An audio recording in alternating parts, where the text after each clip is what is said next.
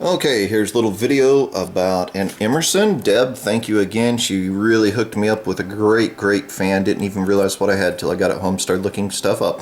28646. It is the non-oscillator of the 29646.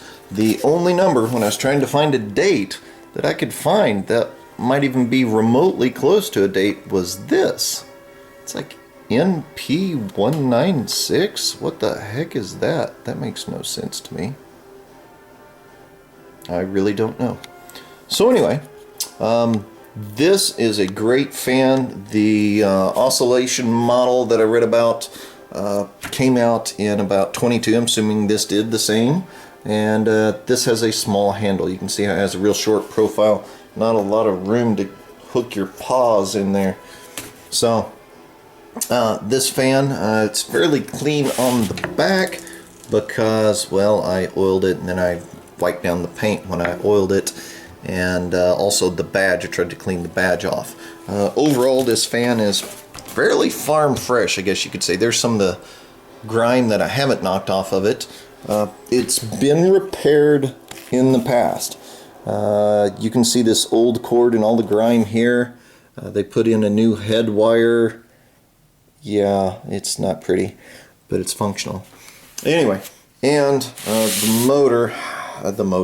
the switch I'm a little scared to go into because, well, it's loose.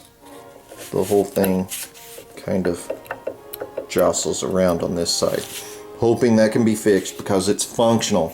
Really want to keep that switch. Want to keep this as original as possible, except the blades, they are brass. And they were originally painted. I will polish them. I want them to shine. I do not want them repainted. I've heard it's hard to find the right paint to match. And, well, I have a buffer and just enjoy polishing the brass. Okay, that sounds dirty. Anyway, this badge and cage, of course, is put on upside down because there's some law in the world of fans that someone has to take a cage off and put it back on upside down or sideways. I don't really understand. More of the grime that you can see in there. Definitely need to take this apart and get everything out that I can. Got one wire here that's loose. It was a little lower too. I got it bent back more or less into shape. It doesn't pose a risk to the fan blades right now, but yeah, that will need to come out. Absolutely need to get fixed. Yeah, this has a head felt on it and who knows how many decades. But wow, really nice fan. The blades on the backside are actually black. I just don't understand what kind of air was being pulled through this fan that put black onto the blades.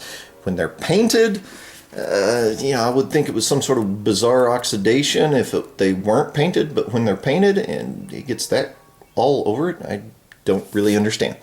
Anyway, this fan works. It works wonderfully.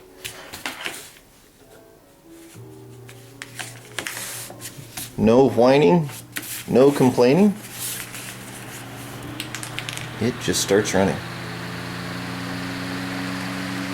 Fairly smooth. The blades weren't out horribly. They're still out just a hair. Can't even begin to guess how much the camera can pick up. But the blades are still out a little. But it's not bad. It's not horrible. All three speeds work. Medium just takes a little while to build up. It's nothing dramatic. High definitely makes a difference. But this fan is extremely old. I know there are a lot older out there, but to me, it'd be my second oldest fan, I guess, probably. It's a very old fan. It works wonderfully, and part of that, part of my wonder in it working so well after all these years, is this fan could have been purchased in a store maybe 5 years after this was purchased in a store. So you're talking about something that runs off a spring, even though it's an amazing piece of equipment. Not an Edison fan as far as the man goes, but as far as a entrepreneur and a workaholic, he was amazing. But The